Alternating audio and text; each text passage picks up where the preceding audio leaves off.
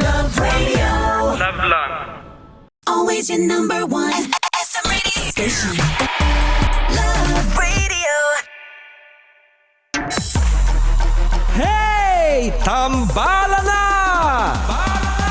At eto na sila, ang nag-iisang masugid na tagahanga ni Nicole Yala. Chris Chuper! Kasama ang nag-iisang die-hard fan ni Chris Chuper, Nicole Hiala! Mula sa Mahiwagang Burnay, ang kwento. Ako si Eddie. Hindi ko tunay na pangalan. I'm 23 years old, isang Becky na nagtatrabaho dito sa Amerika. Sisimulan ko ang istorya ko nang maging trainee ako sa ina-applyan kong trabaho. Never pa akong nagkaka-boyfriend dahil hindi naman talaga ako gustuhin.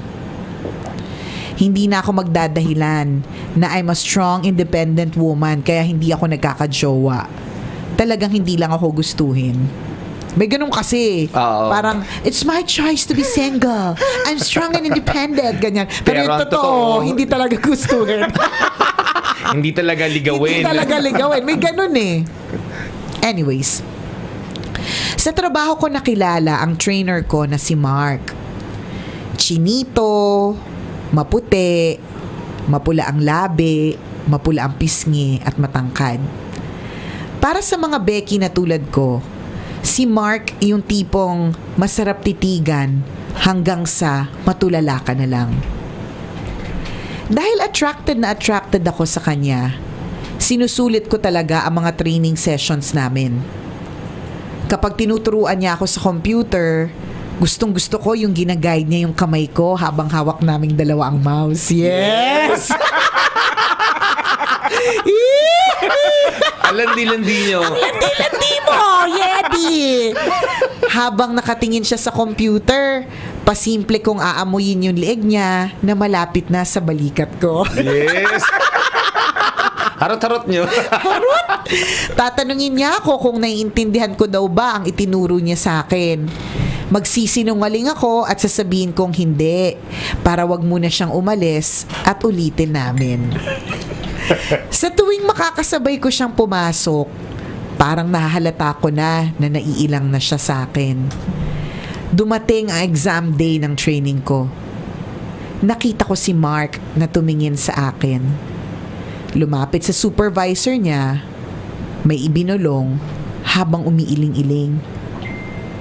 Sabi niya siguro hindi makakapasa tong mokong na to dahil bobo to. Natapos ko ang pagsusulit na perfect ko ang exam. Kitang-kita ko sa mukha ni Mark ang magkahalong gulat at pagkamangha. Lumapit siya sa akin at itanong kung paano ko nasagutan ng tama ang lahat ng nasa exam. Ang galing mo kasing magtura.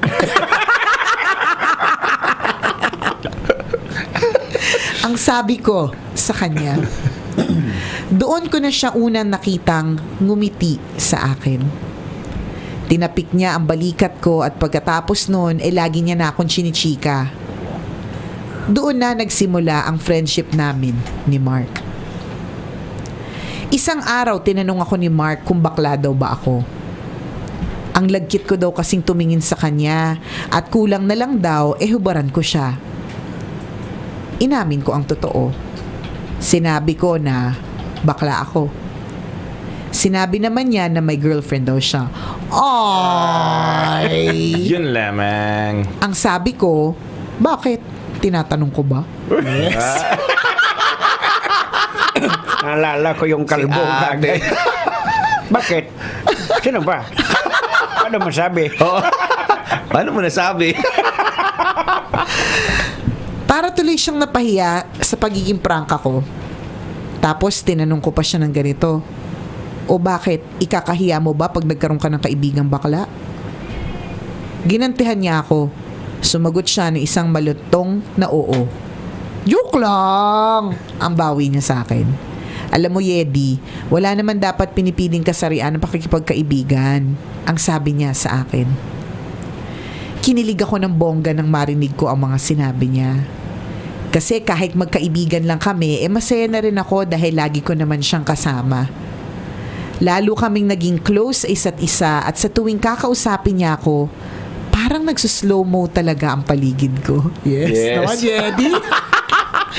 Si Mark ang naging inspirasyon ko para hindi umabsent sa trabaho. Isang araw ay nagpasama siya sa akin sa stockroom. Nako, ayan na. Ayan na. Eto na yung stock Eto room. na! Ano kaya mangyayari sa loob ng stock room? Anong ganap sa stockroom? Huling kwento mo dati sa stock room din naganapin. May nangyari din sa stockroom eh. Yung naisandal, di ba? Yan. Isang araw, nagpasama siya sa akin sa stockroom. Kaming dalawa pa lang nung mga oras na yon. Napansin ko na sobrang tahimik niya. Maya-maya, may pinagtapat siya sa akin. Sabi niya, Yedi, break na kami ng girlfriend ko. Tinanong ko siya kung anong dahilan ng breakup nila. Ang sagot niya, may mahal na daw siyang iba. Napaisip tuloy ako. Yes. Nagwagi na ba ako? Ang sabi ko sa sarili ko habang pinipigil ang kilig. Tinanong ko siya, sino naman yung bago niyang mahal? Tapos sinabi niya, ikaw ang bago kong mahal. Yes! Ang haba ng buhok ni bakla. Waging-wagi si Yedi! Nabagsak ko ang mga bond paper na buhat-buhat ko. Nai-imagine Kumukulot kita! hanggang dito yung buhok mo, Yedi, ah. Nabagsak ko ang mga bond paper na buhat-buhat ko. Yung mga agiw dyan sa stockroom, nagwawala sila. Gustong pupunta sa mukha mo. Dali-dali kong pinulot ang mga ito. Tinulungan ako ni Mark. Pero una niyang nahawakan ang mga kamay ko. Yeah! Landi-landi ni Yedi. Landi ni Yedi, grabe! Nagkatitigan kami ni Mark ng bonggang-bongga. Maya-maya, inilapit na niya ang mukha niya sa mukha ko na aktong hahalikan ako. Yes! Ipinikit ko ang mga mata ko para mas feel. Pero sa muli kong pagdilat, biglang nagising na ako sa maharot kong imahinasyon. Anong ginagawa mo dyan sa sulok? Pinagpapantasyahan mo na naman ba ako? Tulungan mo ako magbuhat dito. Pabirong sabi ni Mark sa akin. Ngumiti na lang ako sa kanya, sabay sabing, ew! Pagtalikod niya ay inamoy ko siya ng bongga ulit habang inangata ang ilang piraso ng papel.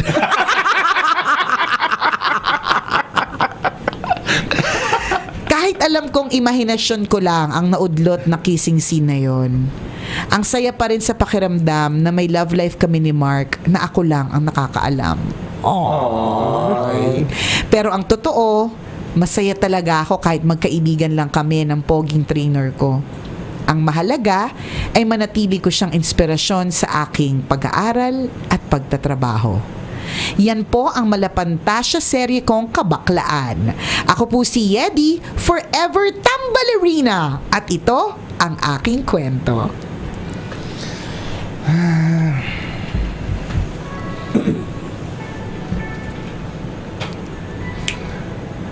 Cute-cute naman ni Tambalerina, Ang Yedi. cute-cute ni Tambalerina. Yan ang tawag namin sa mga tambalanisa namin, Becky. Tambalerina! So, Tambalerina si Yedi for a long time already. Ay, so, imagination mo lang pala ang lahat. Kinilig naman kami. Natawa ako sa sa sumabog yung mga bond paper at pinulot mo ito. Tapos slow mo pa ang Slow lahat. mo, di ba? Slow mo yung pagbagsak ng mga bond paper, nagkatitigan. Ay, Nakakakilig nako. din yung ano eh. Kilig yung din kayo, cute. Oo, yung magkahawak yung ano, yung Yung sa mouse. kamay sa mouse. Pwede.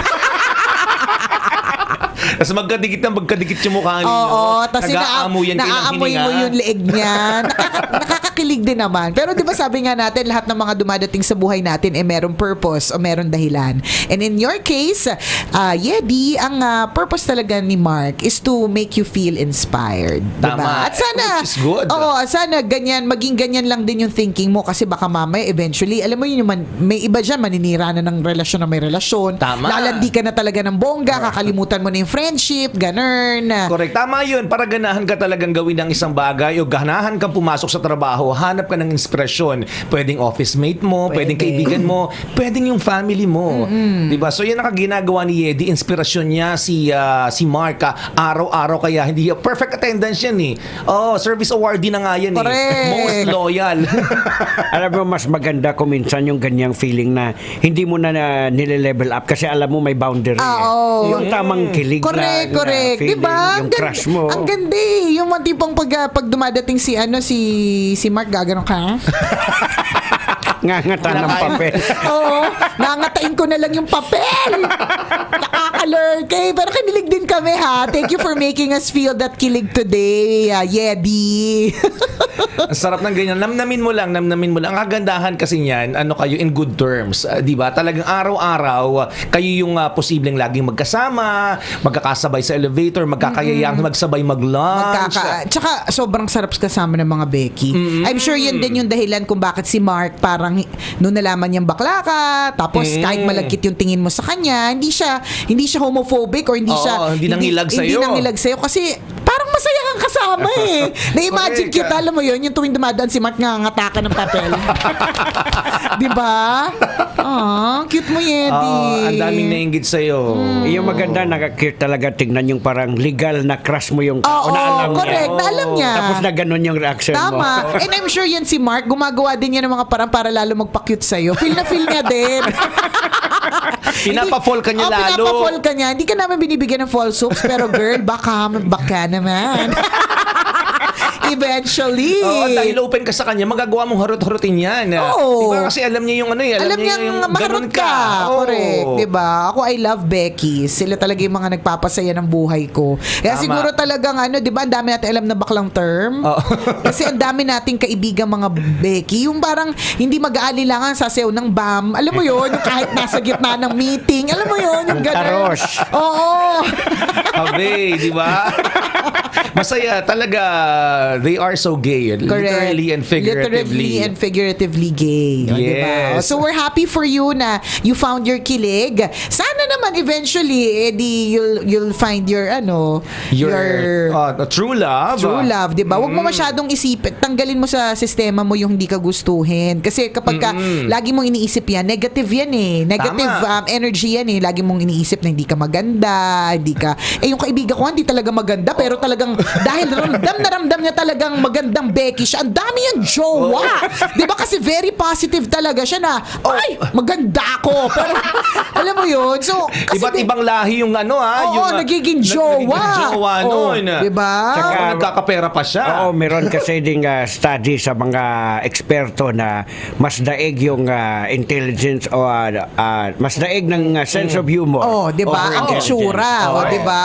Totoo din yun na daig ng malandi ang magaganda. Daig ng taong merong sense of humor, 'di ba? Ang magaganda o So doon ka lagi sa personality, 'di ba? Yan. Kaya kung minsan nakakakita tayo naglalakad dyan na hindi naman natin sa hinahamak na itsura ng lalaki Oo. pero yung kasamang chicks is ang ganda. Oo. Minsan nabibwisi tayo sa Parang sarili bakit? natin. Anong kayo maginamit doon? O vice versa, may babae na hindi kagandaan tapos ang Pero, pogi ng lalaki. correct. Oo, Diba? tama yan. So use that to your advantage. Tama. Yung pagiging komedyante mo, yung magiging masarap mong kasama. Yung pagiging masayahin mo, Oo. 'di ba? Malay mo, diyan ka na makahanap talaga ng love life. Confidence is key. Tanggalin mo na sa sistema mo yung negativity na hindi ka gustuhin, 'di ba? Maganda ka, di ba? Yeah. We love you as you are, 'di ba? Yedi, our tumblerina. Hope to see you soon. Oo, sana ma-meet ka namin. Kaya lang nasa ibang bansa. Ano ba? Pag uwi mo ng Pilipinas, daan ka dito ha, dala ka ng dolyares. Yeah, di ba? Para masaya din kami. Ano, ikaw lang masaya? Dapat masaya din kami. O, di ba? Bongga ka. Mabuhay kayo talagang happy people, di ba? Ang mga gays and very creative. Correct. Di ba? Kaya kapag halimbawa, at saka kapag Becky yung nagsabing maganda ka talaga. Alam nila. Kasi alam nila kung ano talaga yung maganda at hindi. Di ba? O, see you soon and thank you for sharing your story, Yedi. At kung ikaw naman, Kabisyo, meron ka ding ganyang Tambellerina story, di ba? Na gusto mong i-share sa amin. Malay mo, success story naman. Pwede. Ibig sabihin, naging sila in the end. Oo, di ba? malay natin. Correct. Ano bang kwento yan na feeling mo worthy to be read dito sa aming segment? Email us your story at mahiwagangburnaystory@gmail.com. Malay mo, kwento mo na ang ating ilalahad sa mga susunod na araw. Maraming salamat sa pagtutok sa amin ngayong araw na ito. Smile, it's the middle of the working week. Konting Bilis. kembot na lang, weekend na naman po. Muli ako po si Nicole Yala. At ako naman si Cambio Kengres Chuper. Na nagpapaalala, walang matatag na relasyon sa malanding may determinasyon. Yon! Ang programang wala 90.7 Love Radio. Love lang.